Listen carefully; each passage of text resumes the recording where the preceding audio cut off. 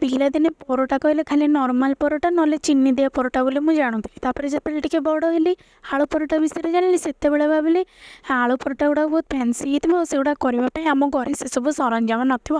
ସେସବୁ କଥା ମନେ ପଡ଼ିଲେ ଏବେ ବି ହସ ଲାଗେ। ତ ଏମିତି କଥା ହଉ ମୋ ମାମାକୁ କହିଲି, ମାମା ଆଜି ଟିକେ ଆଳୁ ପରଟା କରୁନ, ମୁଁ ଟିକେ ଖାଇବି। ସେ ଲାଗି ମୋ ମାମା କ'ଣ କଲା ନା 5ଟା ଆଳୁକୁ ସିଝେଇକି ଚୋପା ଛଡ଼େଇକି ରଖିଦେଇଥିଲା। ସେଥିରେ ଲୁଣ, ଲଙ୍କାଗୁଣ୍ଡ, ଜିରା ଗୁଣ୍ଡ ଆଉ ଗରମ ମସଲା ପକେଇକି ତାକୁ ସ୍ମାସ୍ କରିଦେଲା। ତାପରେ ଏପଟେ ପରଟା କରିବା ପାଇଁ ଅଟା ଚକଟିକିରି ଗୁଳା କରିକି ରଖିଦେଇଥିଲା।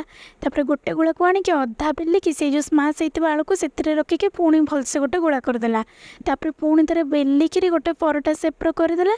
ତାପରେ ତାୱାରେ ତେଲ ନେଇକିରି ସେ ପରଟା ଆମର ଆଳୁ ପରଟାକୁ ପକାଇଦେଲା।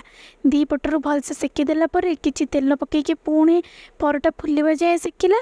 ତାପରେ ରେଡ଼ି ହେଇଗଲା ଆମର ଆଳୁ ପରଟା। ଆଉ ଏବେ ଆମେ ଆଳୁ ପରଟା ସାଙ୍ଗରେ ଦହି ଖାଇକି ଆଳୁ ପରଟାର ପୁରା ମଜା ନେଉଛୁ।